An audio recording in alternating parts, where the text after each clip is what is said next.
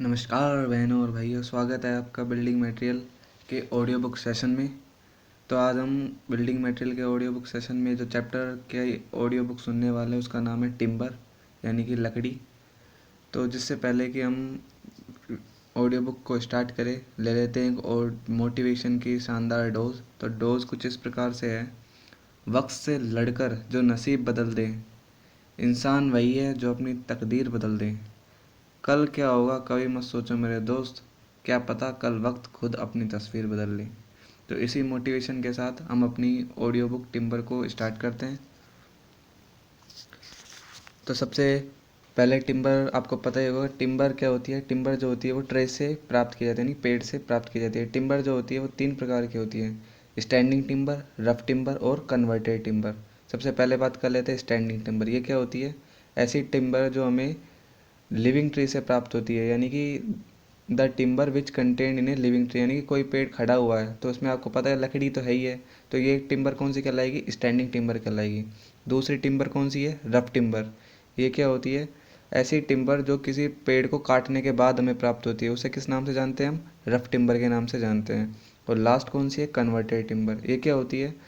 This timber indicate which is shown and cut into suitable commercial size, यानी कि पेड़ का जो ट्रंक होता है या फिर पेड़ को काटने के बाद उसे जो मार्केट फॉर्म में उपलब्ध होती है लकड़ी की साइजेस, उनको काटने के बाद जो टिम्बर प्राप्त होती है वो कौन सी टिम्बर कहलाती है? Converted timber. यानी कि टिम्बर को अपने यूज़ के हिसाब से सूटेबल साइजेस में काटने के बाद जो टिम्बर प्राप्त होती है उसे कन्वर्टेड टिम्बर के नाम से जानते हैं। अब आपने देख लिया था कि टिम्बर किससे प्राप्त होता है? पेड़ से। तो हम पेड़ का भी क्लासिफिकेशन पढ़ना ज़रूरी है। तो पेड़ जो होते हैं, यानी क्लासिफिकेशन ऑफ ट्री, उसे मेनली दो भागों में बांटा गया है। एक तो एक्सोजीनियस ट्री यानी कि बहिर्जात ट्री, और एंडोजीनियस ट्री यानी कि अंतर्जात ट्री। और यहाँ पर जो एक्सोजीनियस ट्री जो होता है उसे भी दो भागों में बांटा गया है। एक तो है कोनिफर ट्री, या फिर जिसे हम एवरग्रीन ट्री भी कह सकते हैं। ये जो ट्री होते हैं इनसे हमें सॉफ्ट वुड प्राप्त होती है। अगर बात करें इनके एग्जाम्पल की, तो इसके एग्जाम्पल हो जाएंगे चीर, देवदार, फिर और पाइन। ये जो होते हैं इनकी पत्तियां जो होती है वो किसी भी मौसम में नहीं झड़ती है, यानी कि एवरग्रीन रहते हैं, सदाबहार जो पेड़ होते हैं। नेक्स्ट जो एक्सोजीनियस का पार्ट है वो कौन सा है? डेसोडियस ट्री। ये जो होती है इनसे हमें हार्डवुड प्राप्त होती है। इनके पत्ते जो होते हैं एक मौसम के बाद झड़ जाते हैं। जैसे कि नॉर्मल हमारे आसपास जो पेड़ होते हैं उनके पत्ते एक मौसम के बाद झड़ जाते हैं पतझड़ सीजन में। इसके एग्जाम्पल की बात करें तो ओक, साल, बबूल, टीक, बैंटेक, ये सारे किसके एग्जाम्पल हो जाएंगे? डेसोडियस ट्री के। नेक्स्ट बात कर लेते हैं एंडोजीनियस ट्री। ये क्या होते हैं? ऐसे ट्री जिनका जो ट्रंक होता है उनमें एनुअल रिंग्स, या फिर जो ट्रंक होता है वो अंदर की तरफ बढ़ोतरी करता है, उसे किस नाम से जानते हैं हम? एंडोजीनियस ट्री, यानी कि अंतर्जात ट्री के नाम से जानते हैं। इसके एग्जाम्पल की बात करें तो इसके एग्जाम्पल हो जाएंगे बैम्बू, केन और प्लाम। तो ये बात हो गई क्लासिफिकेशन ऑफ ट्री की। यहाँ पे हमने एक टॉपिक छोड़ दिया था एक्सोजीनियस ट्रीज की क्लासिफिकेशन तो देख लिया था, कोनिफर और डेसोडियस ट्री।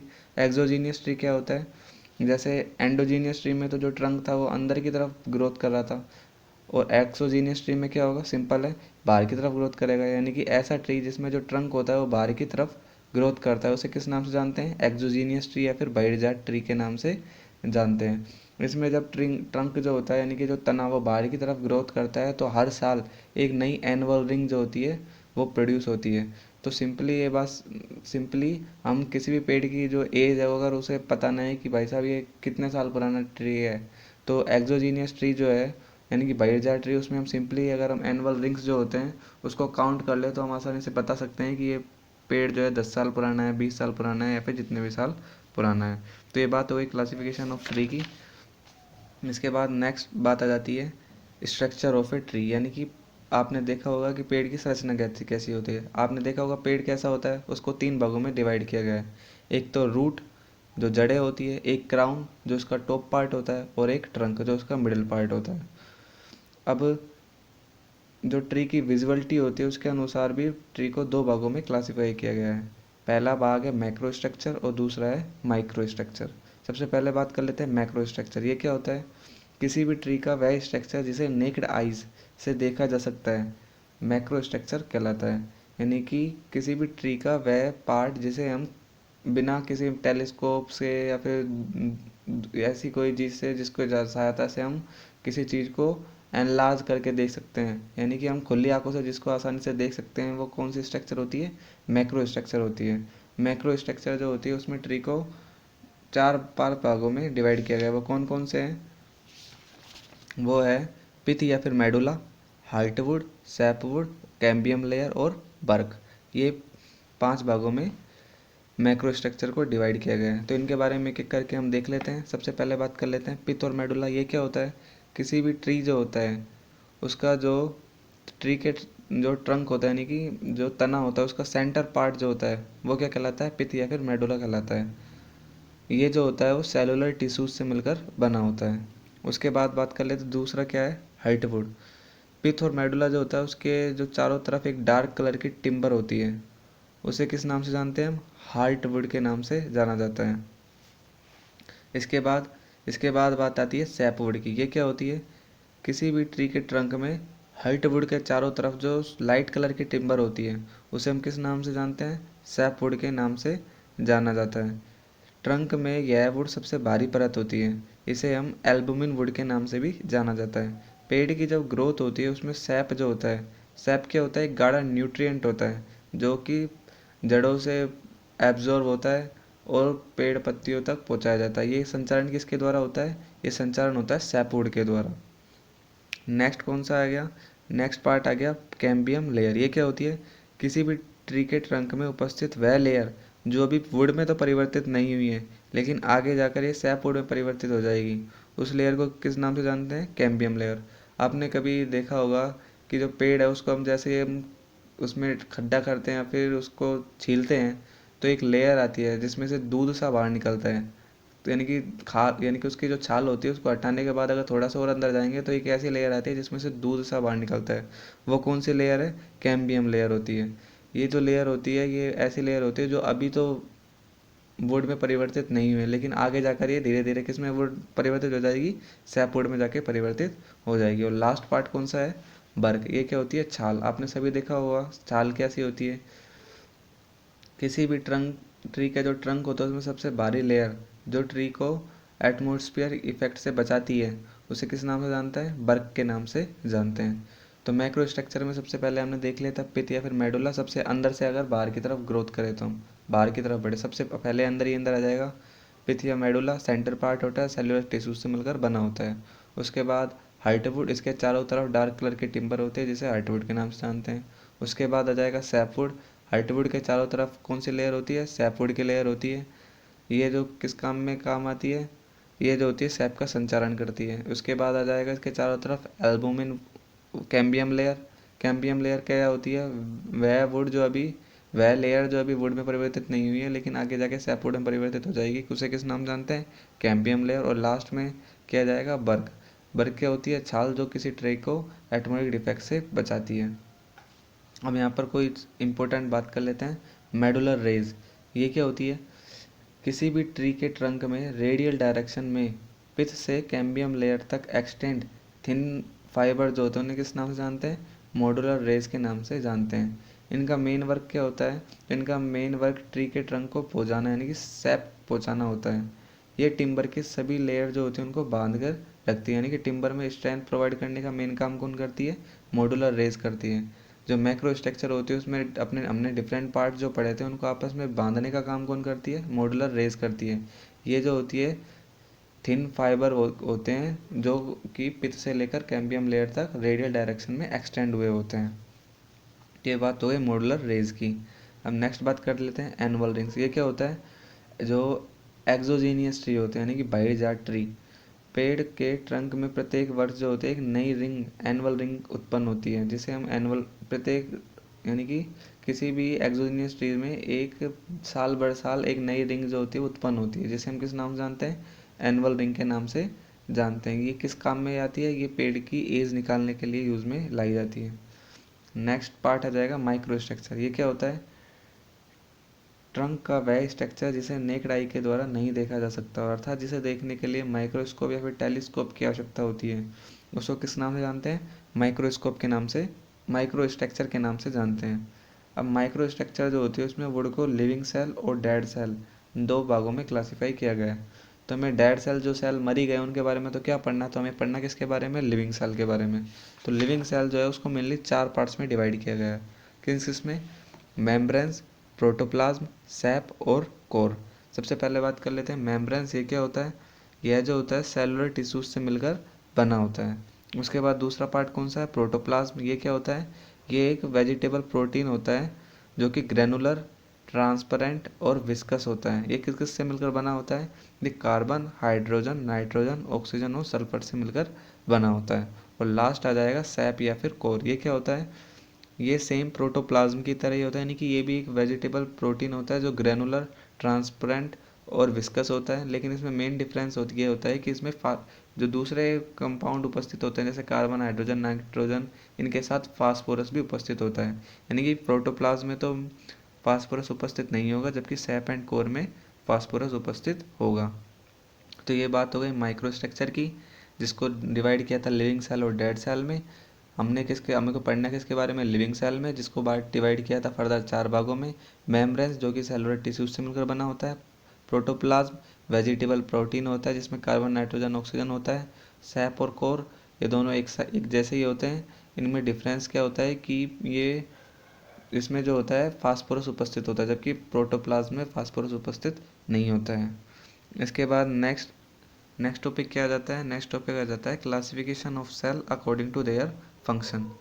तो इसके अनुसार सेल्स को 3 भागों में डिवाइड किया गया है। कौन कौन सा, कंडक्टिव सेल, मैकेनिकल सेल और स्टोरेज सेल।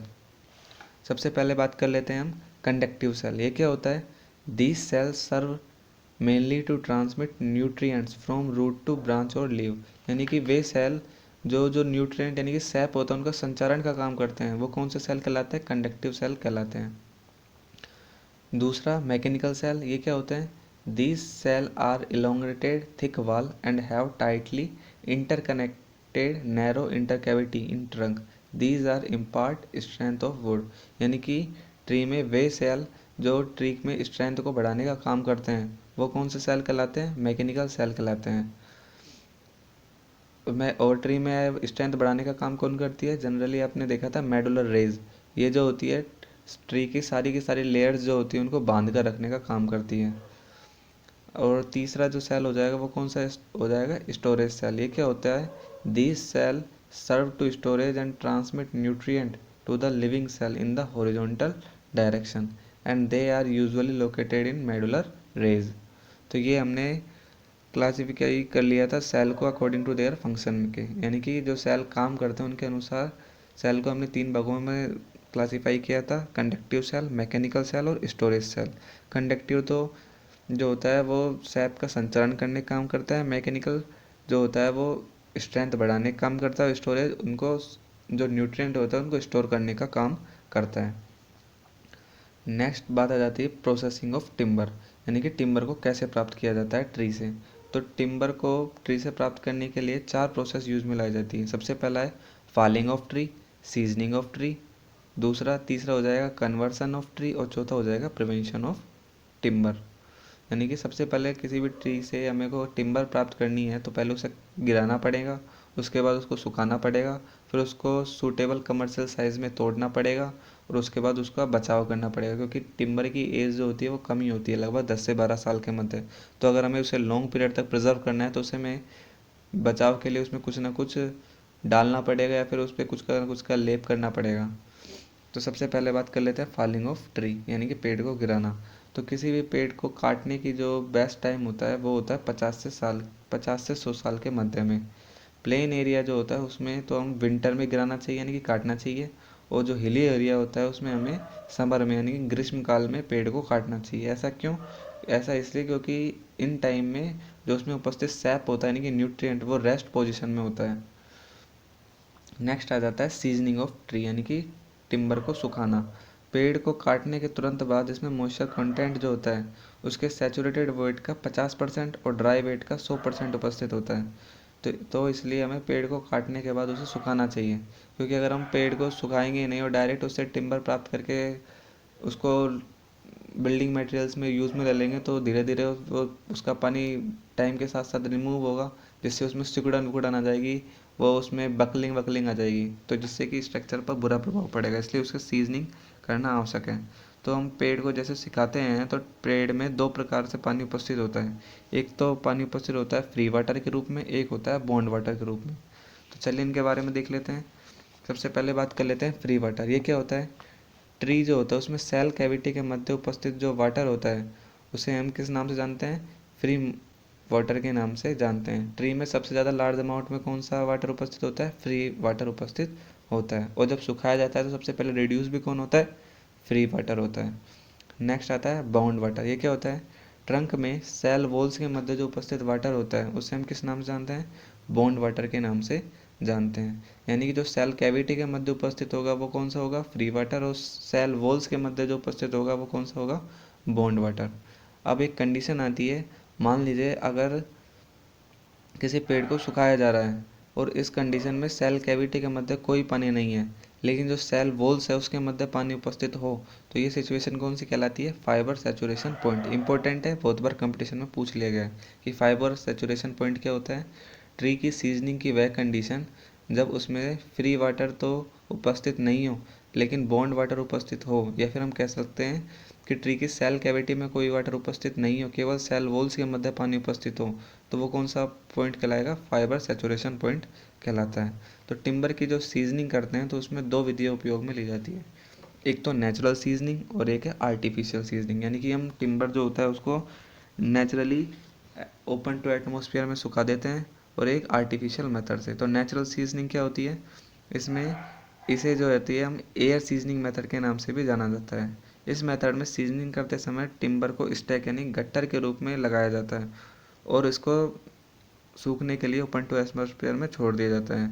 इसमें जो होता है बहुत सा टाइम लगता है और इसमें मॉइस्चर कंटेंट जो होता है वो घटकर 15% तक रिड्यूस हो जाता है। नेक्स्ट बात कर लेते हैं आर्टिफिशियल मेथड। आर्टिफिशियल मेथड में मेन एडवांटेज क्या है कि इसमें टाइम जो होता है वो कम लगता है नेचुरल सीजनिंग से। उसमें मॉइस्चर कंटेंट भी ज़्यादा रिड्यूस हो जाता है 10 से 12% तक। तो इसमें कौन कौन से मेथड है? इसमें मेथड है water seasoning method, boiling method, chemical seasoning, electric seasoning और क्लीन सीजनिंग। तो सबसे पहले बात कर लेते हैं वाटर सीजनिंग मेथड। ये क्या होता है? इस विधि में टिम्बर की सीजनिंग करते समय टिम्बर को छोटे छोटे पीस में काटकर 2 से 4 वीक तक पानी के अंदर सबमर्ज करके रख दिया जाता है, ताकि पानी के बहाव के कारण इसमें उपस्थित सारा जो सैप होता है वो टिम्बर की सरफेस से निकल जाए। और उसके बाद जब सैप ही निकल जाएगा तो उसको अगर हम सुखाएंगे तो वो कंपेरेटिवली कम टाइम में सूखेगा। तो ये कौन सा मेथड हो गया? वाटर सीजनिंग हो गया। नेक्स्ट मेथड है बॉइलिंग। इस मेथड में टिम्बर की सीजनिंग करते समय पहले वाटर को बॉइलिंग पॉइंट तक गर्म किया जाता है, उसके बाद टिम्बर को इसमें 3 से 4 घंटे तक डुबो कर रख दिया जाता है। यह जो होता है एक रैपिड मेथड होता है, लेकिन रैपिड मेथड होने के साथ साथ इसके कुछ डिसएडवांटेज भी है। डिसएडवांटेज क्या है कि इससे टिम्बर की स्ट्रेंथ जो होती है वो और इलास्टिक प्रॉपर्टी जो होती है प्रत्यास्थता गुण, उस पर विपरीत प्रभाव पड़ता है। इसके बाद तीसरा मेथड कौन सा है? Chemical seasoning. इसमें क्या करते हैं? NaCl नमक का घोल बनाते हैं और उसमें टिम्बर को रख देते हैं। तो नमक के घोल के कारण जो उसमें उपस्थित सैप जो होता है वो निकल जाता है और टिम्बर की सीजनिंग हो जाती है। सीजनिंग में यानी कि हम मेनली किसको रिमूव करते हैं? सैप को रिमूव करते हैं। नेक्स्ट पॉइंट है इलेक्ट्रिक सीजनिंग। इसमें क्या करते हैं?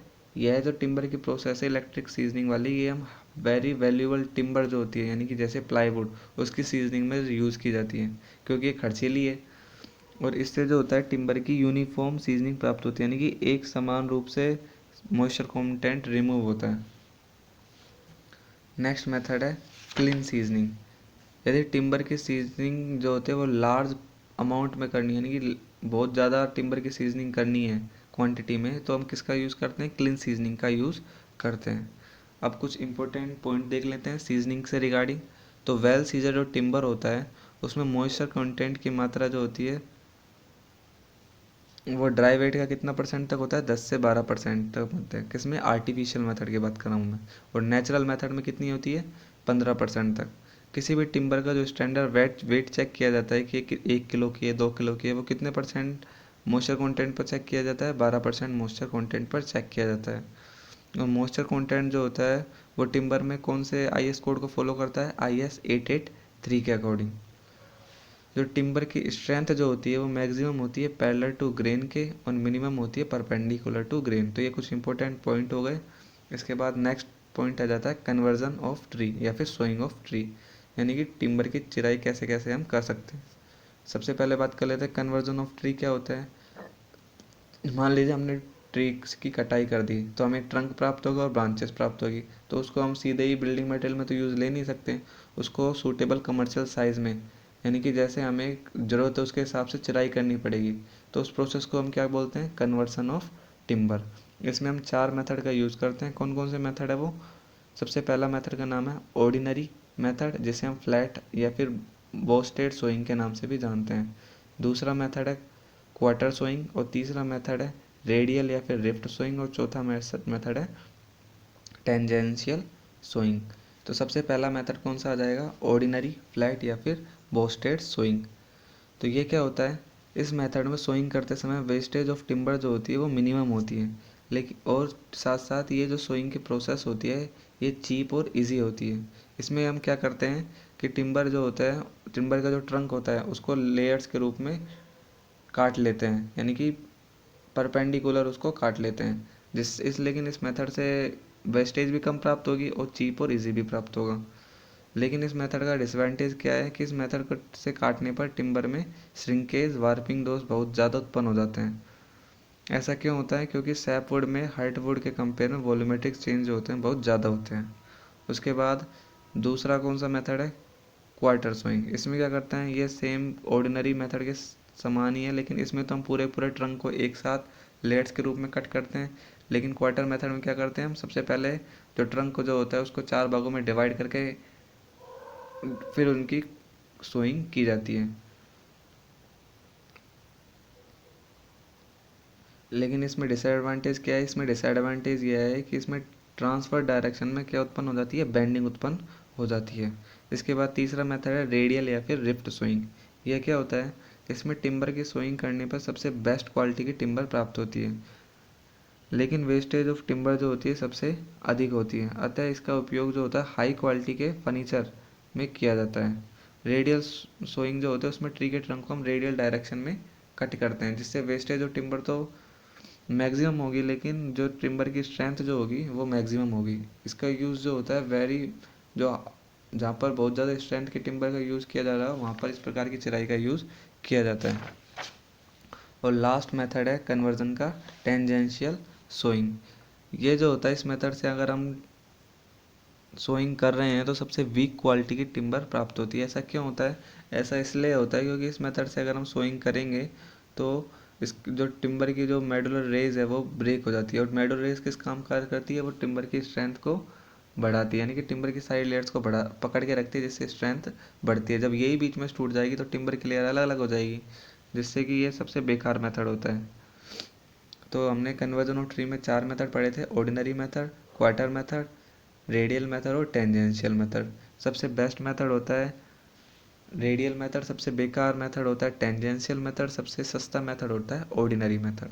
इसके बाद नेक्स्ट बात आ जाती है प्रिवेंशन ऑफ टिम्बर, यानी कि टिम्बर का बचाव कैसे करें। क्योंकि हम आपको पता ही है कि एक अच्छी क्वालिटी की जो टिम्बर होती है उसकी एवरेज लाइफ ही 10 से 12 साल के मध्य होगी, तो बेकार क्वालिटी की टिम्बर की तो आप सोच सकते हैं कितनी होती है। यदि इस टिम्बर को एटमॉस्फेयर इफेक्ट जैसे फंगी या फिर एंड से बचाने के लिए टिम्बर की सरफेस को क्या किया जाता है, प्रिजर्व किया जाता है। तो टिम्बर को प्रिजर्व करने के लिए कौन कौन से मेथड का यूज़ किया जाता है, इसमें जनरली निम्न मेथड का यूज़ किया जाता है। 6 मेथड बता रहा हूँ मैं आपको कौन कौन से हैं, charring, tarring, painting, creosoting, Wolman salt, ASU treatment और बोनचेनिक प्रोसेस। सबसे पहला मेथड है चारिंग। ये क्या होता है, इस विधि में टिम्बर जो होती है उसको टॉप और बॉटम से 1.5 सेंटीमीटर तक जला दिया जाता है, उसके बाद बुझा दिया, यानी कि कुछ जलता है कुछ नहीं जलता है, जिससे क्या होता है कि वहाँ पर कोयला बन जाता है, चार बन जाता है, जो कि दीमक विमक से ऊपर यानी कि गति करने नहीं देता है, जिससे कि टिम्बर क्या हो जाती है, प्रिजर्व हो जाती है। क्योंकि टिम्बर जो ये चींटियाँ वीटियाँ दीमक वीमक है, या तो ऊपर से चढ़ेगी या फिर नीचे से, हम दोनों जगह से हमने जला दिया तो वहाँ से वो चढ़ नहीं पाएगी, जिससे कि पूरी की पूरी टिम्बर ही प्रिजर्व हो जाती है। दूसरा मेथड है टारिंग मेथड। इसमें क्या करते हैं, इसमें टिम्बर की सरफेस पर जो है कोलतार का लेप लगा दिया जाता है, लेकिन ऐसा करने से क्या होता है कि कोलतार का रंग जो होता है वो अच्छा नहीं दिखता है, जिससे कि सरफेस जो होती है वो अच्छी दिखाई नहीं देती है। इसलिए इसका यूज़ वहाँ पर किया जाता है जहाँ पर टिम्बर सरफेस जो होती है वो दिखाई नहीं दे रही है। नेक्स्ट मेथड है पेंटिंग।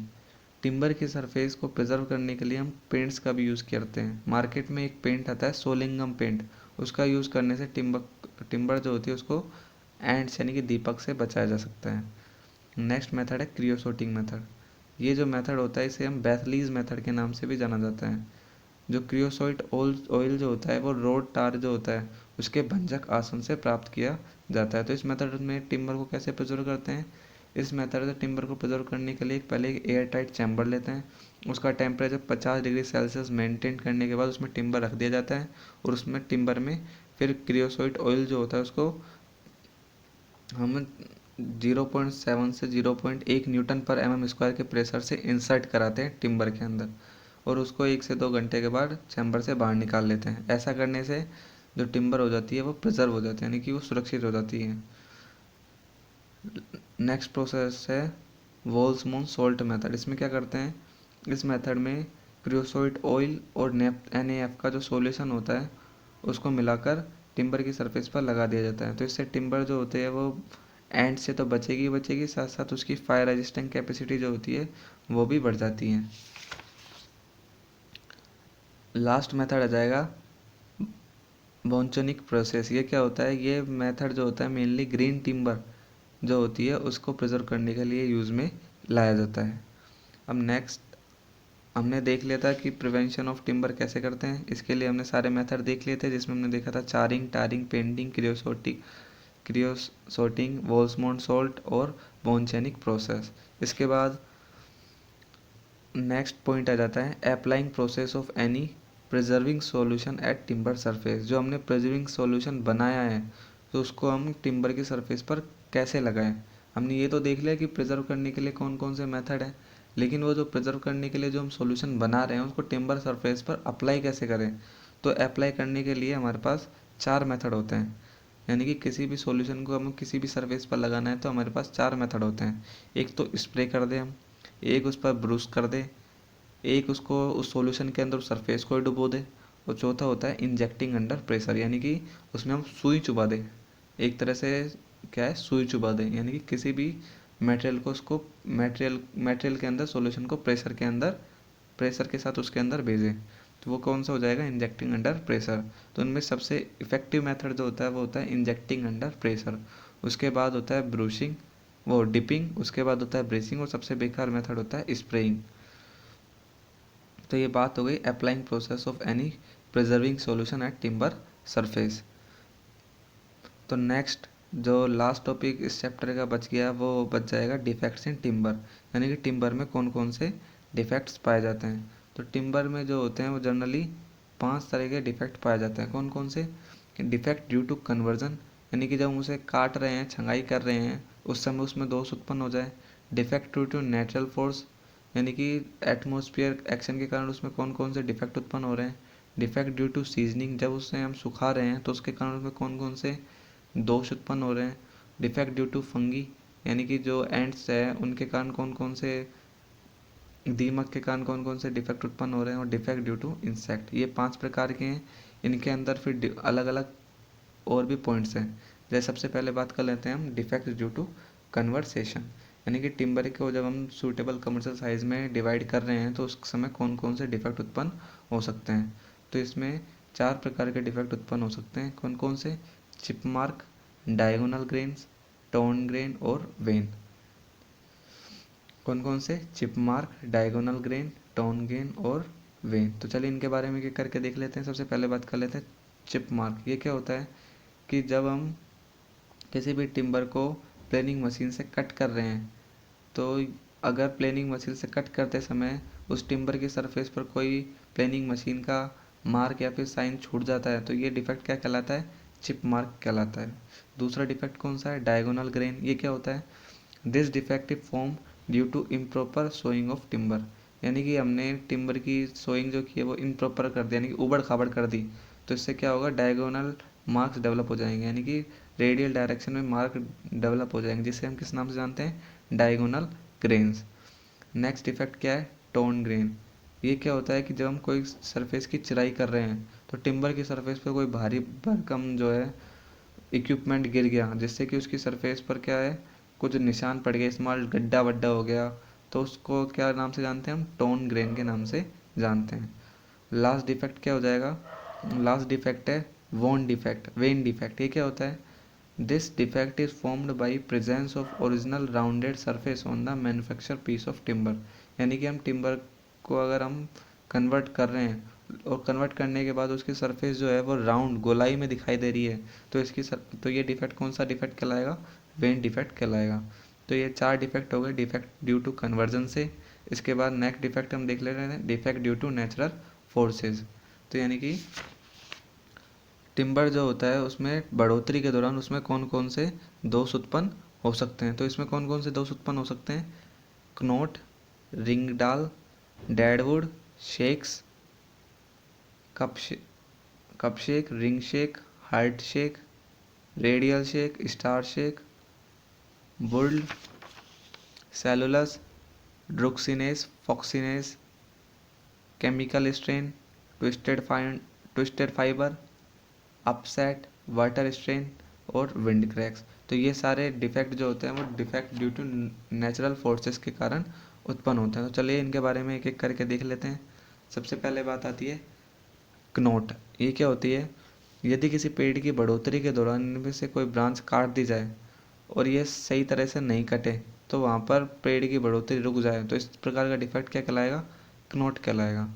इसके बाद नेक्स्ट डिफेक्ट क्या आ जाएगा, रिंडगाल। ये क्या होती है, यदि किसी ट्री की बढ़ोतरी के दौरान कोई ब्रांच काटी जाए और काटने पर यहाँ पर सैप की एक्स्ट्रा लेयर जो है वो डेवलप जमा हो जाए, तो इस डिफेक्ट को किस नाम से जानते हैं, इसे रिंडगाल के नाम से जानते हैं।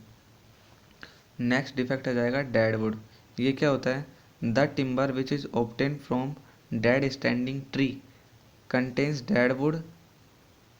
यानी कि ये डिफेक्ट जो होता है वो किसके कारण, ये डिफेक्ट जो होता है वो जो डेड स्टैंडिंग ट्री है उसके कारण उत्पन्न होता है। इस डिफेक्ट में हमें लाइट कलर की लाइट वेट टिम्बर और रेडिश कलर की टिम्बर प्राप्त होती है। तो ये डिफेक्ट कौन सा हो गया, डेडवुड। नेक्स्ट बात कर लेते हैं शेक्स। शेक्स क्या होता है, the longitudinal separation of wood is called as shake. यानी कि वुड का लॉन्गिट्यूडनल डायरेक्शन में जो सेपरेशन होता है उसे हम शेक्स के नाम से जानते हैं। शेक्स जो होते हैं जनरली 5 प्रकार के होते हैं। शेक्स डिफेक्ट जो होते हैं वो टिम्बर में 5 प्रकार के होते हैं। कौन कौन से, height shake, star shake, radial shake, cup shake और रिंग शेक। तो सबसे पहले बात कर लेते हैं हाइट शेक। यह क्या होता है, ऐसे शेक्स जो टिम्बर में जो हर्ट वुड होती है वहाँ पर तो वाइडर हो, लेकिन सैप वुड की तरफ आते आते ये श्रिंक हो जाए यानी कि सुकड़ जाए, तो इस प्रकार के शेक्स क्या हो जाएंगे, हाइट शेक कहलाते हैं। नेक्स्ट बात कर लेते हैं स्टार शेक्स। ऐसे शेक्स, ऐसे यानी कि दरारें जो हाइट वुड जो होती है वहाँ पर तो इनकी चौड़ाई कम होती है, लेकिन सैप वुड तक पहुँचते पहुँचते इनकी जो चौड़ाई होती है वो बढ़ जाती है। ऐसे शेक्स को क्या कहते हैं, स्टार शेक्स के नाम से जानते हैं। नेक्स्ट है रेडियल शेक। ये क्या होते हैं, इफ़ द फाइन और irregular numerical cracks are develop on timber surface is known as radial shakes. यानी कि टिम्बर की सरफेस से कहीं से भी कोई भी जो विकिरण के रूप में जो दरारें निकल रही है उसे हम किस रूप से जानते हैं, रेडियल शेक्स के नाम से जानते हैं। नेक्स्ट आ जाएगा कप शेक। ये क्या होता है, यदि किसी ट्री की एनुअल रिंग जो होती है वो पार्शियली डैमेज हो जाए तो इस प्रकार के शेप कहलाते हैं कप शेक। और यदि टिम्बर की जो एनुअल रिंग है वो कम्प्लीटली सेपरेट हो जाए तो इस प्रकार के शेक कहलाते हैं रिंग शेक। तो ये कंप्लीट होगा शेक्स के बारे में। नेक्स्ट डिफेक्ट आ जाता है बुल। ये क्या होता है, यदि किसी ट्री की यंग एज में इसमें कोई शोक या फिर इंजरी हो जाए तो इस ट्री की जो ग्रोथ होती है वो कम्प्लीटली अपसेट हो जाती है और ये पेड़ जो होता है वो इनरेगुलर प्रोजेक्शन शो करता है। इस डिफेक्ट को इस नाम से जानते हैं बुल, BURL। नेक्स्ट डिफेक्ट क्या कहलाएगा, सेलुलस, CELLUS। ये क्या होता है, इफ़ ये जो डिफेक्ट होता है इसमें टिम्बर में सॉफ्ट टिश्यू जो होते हैं वो दिखाई देते हैं जो कि किसी घाव से घिरे होते हैं। यानी कि इट इंडिकेटेड सॉफ्ट टिश्यू और skin which cover by wound of a tree. ये डिफेक्ट क्या कहलाता है, सेलुलस। नेक्स्ट डिफेक्ट जो है वो है ड्रोक्सिनेस। ये क्या होता है, this effect is indicated by white decay spot which are developed on healthy wood. They are formed by axis of fungi, यानी कि ट्री की सरफेस, टिम्बर की सरफेस पर अगर हमें वाइट डिके स्पॉट दिखाई, यानी कि सफ़ेद गलन के जैसे कोई धब्बा दिखाई दे रहा है, वाइट धब्बा, तो वो किस नाम से जाना जाता है? ड्रोक्सिनेस के नाम से जाना जाता है। ये किस कारण से डेवलप होता है? ये एक्सिस ऑफ फंगी के कारण डेवलप होता है। नेक्स्ट डिफेक्ट आ जाता है फोक्सीनेस। ये क्या होता है? अगर कोई टिम्बर की सरफेस है उस वो रेड या फिर येलो कलर्स की दिखाई दे रही है पिथ के चारों ओर, तो वो डिफेक्ट क्या कहलाएगा? फोक्सीनेस कहलाएगा। ये किस कारण से डेवलप होता है? ये पुअर वेंटिलेशन के कारण डेवलप होता है, यानी कि टिम्बर को स्टोरेज करते समय में अगर उसको पुअर वेंटिलेशन, यानी कि यहाँ जहाँ पर वातानुकूलन जो है वो प्रॉपर नहीं है, तो वहाँ पर कौन सा डिफेक्ट उत्पन्न होता है? फोक्सीनेस उत्पन्न होता है। इससे क्या होता है? इससे ये होता है कि पित्त की जो सरफेस है, पित्त के चारों तरफ जो हार्टवुड है वो रेड या फिर येलो कलर की हो जाती है। नेक्स्ट डिफेक्ट होता है केमिकल स्ट्रेन। ये क्या होता है? यदि किसी टिम्बर पर केमिकल एक्शन के कारण इसकी सरफेस अपना कलर खो देती है, तो इस प्रकार का जो डिफेक्ट होता है उसे हम किस नाम से जानते हैं? केमिकल स्ट्रेन के नाम से जानते हैं। नेक्स्ट डिफेक्ट आ जाएगा कोर्स ग्रेन। ये क्या होता है? यदि कोई पेड़ बहुत तेज़ी से ग्रोथ करता है तो इसकी एनुअल रिंग्स जो होती है बहुत वाइडर हो जाती है, यानी कि बहुत दूर दूर हो जाती है एनुअल रिंग, जिससे टिम्बर की स्ट्रेंथ जो होती है वो कम हो जाती है। इस डिफेक्ट को किस नाम जानते हैं? कोर्स ग्रेन के नाम से जानते हैं। नेक्स्ट डिफेक्ट आ जाएगा ट्विस्टेड फाइबर। ये क्या होता है? यदि किसी पेड़ की यंग एज के दौरान इसके फाइबर ट्विस्ट हो जाते हैं तो इसको ट्विस्टेड फाइबर डिफेक्ट के नाम से जानते हैं। इसे वंडरिंग हाइट के नाम से भी जानते हैं। नेक्स्ट डिफेक्ट आ जाएगा अपसेट। ये क्या होता है? These are also known as rupture and they are indicate the wood fibre which are injured or crushing at the edge of tree, यानी कि किसी जो ट्री है उसके जो फाइबर है वो यंग एज के दौरान क्रश हो गए हैं या फिर रुप्चर हो गए हैं, तो इस डिफेक्ट को किस नाम से जानते हैं? अपसेट के नाम से जानते हैं। नेक्स्ट डिफेक्ट जो आ जाएगा वो हो जाएगा वाटर स्ट्रेन। ये क्या होता है? यदि कोई टिम्बर की सरफेस है वो वाटर कांटेक्ट में आने के कारण अपना कलर खो देती है, तो इस प्रकार का डिफेक्ट किस नाम से जानता है? वाटर स्ट्रेन के नाम से जाना जाता है। तो ये भी हमने 10-15 तरह के जो डिफेक्ट पढ़े थे, ये किस कैटेगरी में आता है? Defect due to natural forces. इसके बाद नेक्स्ट पॉइंट जो होता है वो कौन सा है? डिफेक्ट ड्यू टू सीजनिंग, यानी कि टिम्बर को जब हम सुखाते हैं तो उस कारण उसमें कौन कौन से डिफेक्ट उत्पन्न हो जाते हैं। तो इसमें कौन कौन से डिफेक्ट है? इसमें आ जाता है bow defect, cup, check, split, twist, case hardening, honey combing, ये सारे डिफेक्ट इसके अंदर आ जाते हैं। तो इनके बारे में करके देख लेते हैं। सबसे पहले है बो डिफेक्ट। ये क्या होता है? If the curvature of timber in the direction of length is known as bow, यानी कि टिम्बर को सुखाते समय यदि उसकी लेंथ की डायरेक्शन में कर्वेचर आ जाए तो इस प्रकार के डिफेक्ट कौन सा कहलाता है? बो डिफेक्ट कहलाता है। नेक्स्ट डिफेक्ट है कप। ये क्या होता है? यदि टिम्बर की सीजनिंग करते समय, यानी कि टिम्बर को सुखाते समय इसकी विड्थ की डायरेक्शन में घुमाव आ जाए, यानी कि बैंड आ जाए, तो इस प्रकार का डिफेक्ट कौन सा कहला जाता है? कप कहलाता है। नेक्स्ट डिफेक्ट जो होता है वो कौन सा है? चैक। ये क्या होता है? ए चैक इज़ ए क्रैक, यानी कि एक टिम्बर की सरफेस को सुखाने पर चैक क्या होता है? क्रैक होता है, लेकिन ये ऐसा क्रैक होता है जो एक एंड से दूसरे एंड तक नहीं होता, यानी कि मान लीजिए एक चौथाई पार्ट पे ही स्प्लिट हुआ है या फिर एक चौथाई से ज़्यादा, पूरी सरफेस पर पूरा का पूरा पार्ट में स्प्लिट नहीं होगी लेयर्स। और नेक्स्ट डिफेक्ट कौन सा है? Split. If cracks are extend from one end to other end, यानी कि जो क्रैक्स है वो एक एंड से दूसरे एंड तक डेवलप हो जाए, श्रिंकेज के कारण सिकुड़ेगी तो फिर उसमें क्रैक्स डेवलप होंगे। अगर वो एक एंड से दूसरे एंड तक है तो उसको किस नाम से जाना जाते हैं? स्प्लिट डिफेक्ट के नाम से जाना जाता है। नेक्स्ट डिफेक्ट हो जाएगा ट्विस्ट। ये क्या होता है? When a piece of timber spirally destroyed along is length is known as twist, यानी कि अगर टिम्बर को सुखाते समय वो लेंथ की डायरेक्शन में ट्विस्ट हो जाता है तो इसको किस नाम से जाना जाता है? ट्विस्ट के नाम से जाना जाता है। नेक्स्ट डिफेक्ट है केस हार्डनिंग। ये क्या होता है? The expose surface of timber dry rapidly, it therefore shrink and under compress the interior surface which has not completely dry in under tension, this is known as case hardening. Next defect कौन सा है? Honey combing structure. ये क्या होता है? यदि timber पर सुखाते समय उसमें बहुत सारे रिवर्सल ऑफ स्ट्रेसेस, अलग अलग नेचर के जो स्ट्रेसेस है वो डेवलप हो जाए तो टिम्बर में रेडियल या फिर सर्कुलर डायरेक्शन में क्रैक डेवलप हो जाता है, जिसे किस नाम से जाना जाता है? हनी कॉम्बिंग स्ट्रक्चर के नाम से जाना जाता है।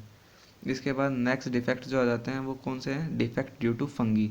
यानी कि दीमक के कारण जो डिफेक्ट उत्पन्न होते हैं, तो ये इसलिए उत्पन्न होते हैं कि दो कंडीशन हो सकती है, या तो मॉइस्चर कंटेंट जो टिम्बर में 20% से ज़्यादा है, या फिर presence of air and warmth for the growth of fungi. यानी कि टिम्बर को जो हमने हमने रखा हुआ है वहाँ पर प्रचुर मात्रा में नमी और वायु उपस्थित है, जिसके कारण ऑब्वियसली उसमें फंगी उत्पन्न हो जाएगी। अगर हमें इससे बचाना है तो दो मेथड है, या तो टिम्बर को पूरा पानी के अंदर डुबो कर रख दो तो उसमें दीमक आ ही नहीं पाएगी, और दूसरा मेथड है कि उसमें मॉइस्चर कंटेंट जो है वो 20% से कम कर दो, तो भी उसमें दीमक नहीं लगेगी। तो ये सारे जो है वो डिफेक्ट ऑफ टिम्बर हो गए। इसके बाद नेक्स्ट एक डिफेक्ट है डिके ऑफ टिम्बर, यानी कि टिम्बर का गलना। तो टिम्बर का गलना यानी कि गलन जो होता है वो दो प्रकार से होता है, एक तो ड्राई रूट और वेट रूट। बहुत बात इंपॉर्टेंट है, वेरी वेरी इंपॉर्टेंट क्वेश्चन यहाँ से बनते करते रहते हैं। ड्राई रूट डिफेक्ट क्या होता है? टिम्बर में यह गलन जो होते हैं पुअर वेंटिलेशन के कारण डेवलप होती है। इस गलन में दीमक सबसे पहले सैपवुड पर अटैक करती है और उसे पाउडर फॉर्म में बदल देती है। यह स्पेशल टाइप की दीमक होती है जिसे मेरुलिनस लकड़ी मानस के नाम से जानते हैं। ये जो होती है सैपवुड में प्रेजेंट सेलुलोज जो होते हैं उसको खा जाती है। यानी कि ड्राई रूट डिफेक्ट जो होती है वो पुअर वेंटिलेशन के कारण उपलब्ध वो उत्पन्न होती है। ये जो होती है दीमक सैपवुड में लगती है उसे पाउडर फॉर्म में बदल देती है। और दीमक का नाम क्या है? मेरुलिनस लकड़ी मानस। नेक्स्ट है वेट रूट डिफेक्ट। ये क्या होता है? यदि कोई टिम्बर की अल्टरनेट वेटिंग या फिर ड्राइंग की जाए तो टिम्बर में कौन सा डिफेक्ट उत्पन्न हो जाता है? वेट रूट डिफेक्ट उत्पन्न हो जाता है। यहाँ पे जो क्वेश्चन बनता है वो ये बनता है कि ड्राई रूट डिफेक्ट किसके कारण होता है? तो ड्राई रूट डिफेक्ट जो होता है वो पुअर वेंटिलेशन के कारण उत्पन्न होता है। और वेट रूट डिफेक्ट किसके कारण होता है? तो वेट रूट जो डिफेक्ट होता है वो टिम्बर की अल्टरनेट ड्राइंग और वेटिंग के कारण उत्पन्न होता है। तो ये डिफेक्ट ऑफ टिम्बर हो गए ख़त्म। इसके बाद लास्ट जो टॉपिक बनता है वो बचता है, क्या बचता है? Market form of timber. यानी कि टिम्बर की चिराई करने के बाद इसे आवश्यक रूपों में कन्वर्ट करने की प्रोसेस जो होती है, यानी कि कन्वर्ट करने के बाद इन्हें किन कमर्शियल नामों से जाना जाता है। यानी कि मार्केट में हम टिम्बर खरीदने जाएंगे तो हमें किन किन नामों से टिम्बर मिलती है, वो क्या कहलाएगी? Market form of timber. तो चलिए इनके बारे में एक के बारे में देख लेते हैं। सबसे पहला है लोग। ये क्या होता है? यदि हम बाजार में जाए और टिम्बर वाले से कहें हमें लोग दे दो तो वो हमें क्या देगा? ये क्या होता है? यदि किसी ट्रंक में सभी ब्रांचेस को काट दी जाए तो बचा हुआ मेंबर जो होता है वो क्या कहलाता है? लोग। यानी कि ब्रांचेस को सभी को काट दे तो बचा है क्या? ट्रंक बचा, वो क्या कहलाएगा? लोग कहलाएगा। नेक्स्ट है बैटन। ये क्या होता है? टिम्बर का ऐसा पीस जिसकी विड्थ और थिकनेस यानी कि चौड़ाई और मोटाई दोनों 50 mm से कम हो, टिम्बर का ऐसा पीस क्या कहलाता है? बैटन कहलाता है। नेक्स्ट है प्लैंक। ये क्या होता है? टिम्बर का ऐसा पीस जिसकी जो विड्थ जो है वो तो 50 mm से ज़्यादा हो लेकिन थिकनेस 50 mm से कम हो, टिम्बर का ऐसा पीस क्या कहलाएगा? प्लैंक कहलाएगा। नेक्स्ट आ जाएगा बोर्ड। ये क्या होता है? टिम्बर का ऐसा पीस जिसकी थिकनेस 50 mm से कम हो लेकिन विड्थ जो होती है वो 150 mm से अधिक हो, टिम्बर का ऐसा पीस क्या कहलाएगा? बोर्ड कहलाएगा। नेक्स्ट है बल्क। ये क्या होता है? टिम्बर का ऐसा पीस जिसकी विड्थ और थिकनेस दोनों 50 mm से अधिक, यानी कि टिम्बर की विड्थ और थिकनेस में से थिकनेस तो 50 mm से अधिक बढ़ जाए और विड्थ जो है वो 200 mm से अधिक बढ़ जाए, तो इस प्रकार का पीस क्या कहलाएगा? बल्क कहलाएगा। नेक्स्ट है डील। ये क्या होता है? टिम्बर का ऐसा पीस जिसकी थिकनेस जो होती है 50 से 100 mm के मध्य रहती हो और विड्थ जो होती है 230 mm से कम रहती हो, टिम्बर का ऐसा पीस क्या कहलाएगा? डील कहलाएगा। नेक्स्ट आ जाएगा स्कैंटलिंग। ये क्या होता है?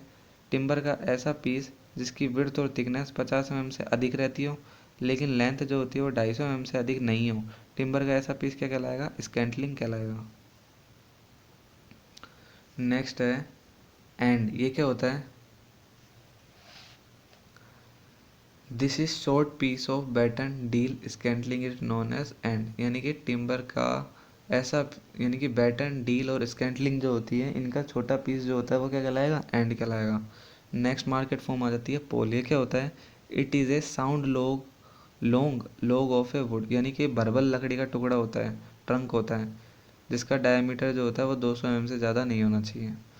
नेक्स्ट आ जाती है क्वार्टरिंग। ये क्या होती है? टिम्बर का ऐसा पीस जो स्क्वायर शेप में हो तथा जिसकी साइड जो होती है 50 से 150 mm के मध्य रहती हो, उसे किस नाम से जानते हैं? क्वार्टरिंग के नाम से जाना जाता है।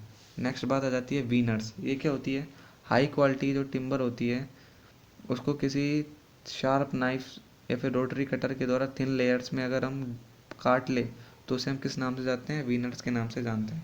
वीनर्स की जो थिकनेस होती है वो 0.4 से 6 mm के मध्य होती है। वीनर्स को जो होती है हाई क्वालिटी की टिम्बर जैसे टीक, ओल्स, सीसम, इनसे प्राप्त किया जाता है। इनका यूज़ जो होता है वो plywood, batten wood, black wood, lemon wood आदि बनाने के लिए किया जाता है। इसके बाद नेक्स्ट बात आ जाती है प्लाईवुड। ये क्या होती है?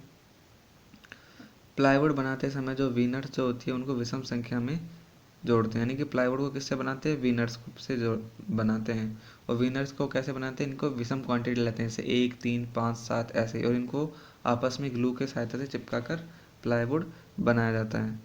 प्लाईवुड में जो प्लाई होती है उनको इस प्रकार चिपकाते हैं कि इसके जो कण होते हैं वो एक दूसरे के राइट एंगल पर होते हैं। इंपॉर्टेंट है, कण कैसे होते हैं? राइट एंगल पर होते हैं। इनकी जो लेटरल और लॉन्गिट्यूडनल डायरेक्शन में जो स्ट्रेंथ होती है वो एक समान होती है। प्लाईवुड बनाते समय जो प्लाई जो होती है उनको जब हम प्रेशर देते हैं, यानी कि दबाते हैं ग्लो लगाने के बाद, वो कितना प्रेशर से लगाते हैं? 0.7 से 1.4 न्यूटन पर mm²। प्लाईवुड जो होती है उसको बनाते समय हॉट या फिर कोल्ड दोनों प्रोसेस का यूज़ किया जा सकता है। प्लाईवुड जो होता है उसको उसकी थिकनेस के अनुसार स्पेसिफाई किया जाता है। प्लाईवुड की जो थिकनेस होती है वो जनरली 3 से 25 mm के मध्य होती है। अब बात आ जाती है next point, advantage of plywood, यानी कि प्लाईवुड के लाभ कौन कौन से हैं। तो प्लाईवुड जो होती है वो गुड इन अपीयरेंस, दिखने में अच्छी होती है।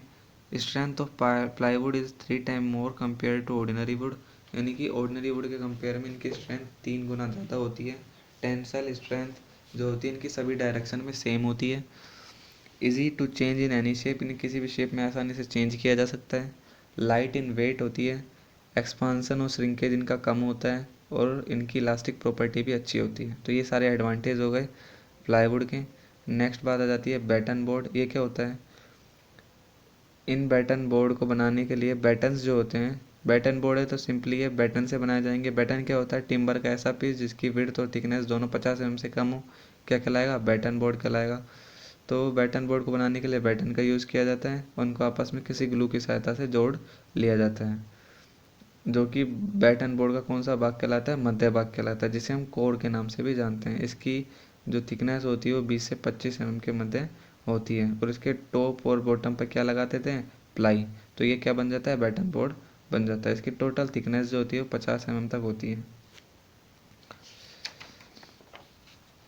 नेक्स्ट आ जाता है फाइबर बोर्ड। ये क्या होता है? इसे रिजिड बोर्ड या फिर प्रेस्ड वुड के नाम से भी जानते हैं। इसे हार्डवुड के नाम से भी जानते हैं। फाइबर बोर्ड की थिकनेस जो होती है वो 3 से 12 mm के मध्य होती है। इसकी लेंथ जो होती है वो 3 से 4.5 मीटर के मध्य होती है, और विड्थ जो होती है 1.20 से 1.80 मीटर तक मार्केट में अवेलेबल होती है। तो ये सारे टॉपिक्स जो हो गए वो टिम्बर में कंप्लीट हो गए। हमने आज क्या क्या देखा था? मार्केट, यानी कि हमने देखा था टिम्बर के टाइप, स्टैंडिंग टिम्बर,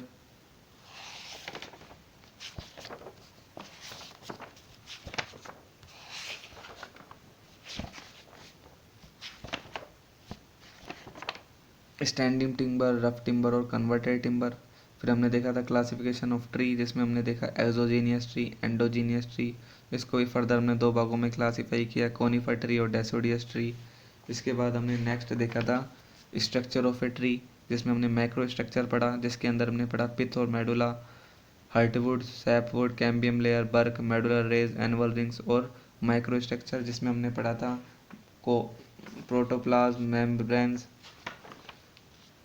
सैप और कोर। इसके बाद हमने पढ़ा क्लासिफिकेशन ऑफ सेल्स, जिसमें हमने कंडक्टिव सेल्स पढ़े, मैकेनिकल सेल्स पढ़े, स्टोरेज सेल्स पढ़े। फिर लास्ट हमने पढ़ा प्रोसेसिंग ऑफ टिम्बर, जिसमें हमने पढ़ा falling of tree, seasoning of tree, conversion of tree और प्रिवेंशन ऑफ ट्री। इसके बाद हमने डिफेक्ट देख लिए थे टिम्बर में कौन कौन से डिफेक्ट होते हैं, जिसमें हमने defect due to conversion, defect due to normal natural forces, defect due to seasoning, defect due to fungi और डिफेक्ट ड्यू टू इंसेक्ट्स देख लिए थे। इसके बाद हमने देखा था इसके बाद हमने क्या देखा था? इसके बाद हमने देखा था मार्केट फॉर्म ऑफ टिम्बर, यानी कि टिम्बर जो होते हैं वो मार्केट फॉर्म में किस किस नाम से उपस्थित होते हैं। और लास्ट में हमने देख लिया था प्लाईवुड क्या होता है, बैटन वुड क्या होता है, इनकी एडवांटेज, फाइबर बोर्ड इनकी डिसएडवांटेज क्या क्या होती है। तो आई होप गाइज आपको ये टिम्बर चैप्टर समझ में आ गया होगा। समझ में आ गया हो तो प्लीज़ वीडियो को लाइक करें, चैनल को सब्सक्राइब करें। Thanks for watching. Thank you.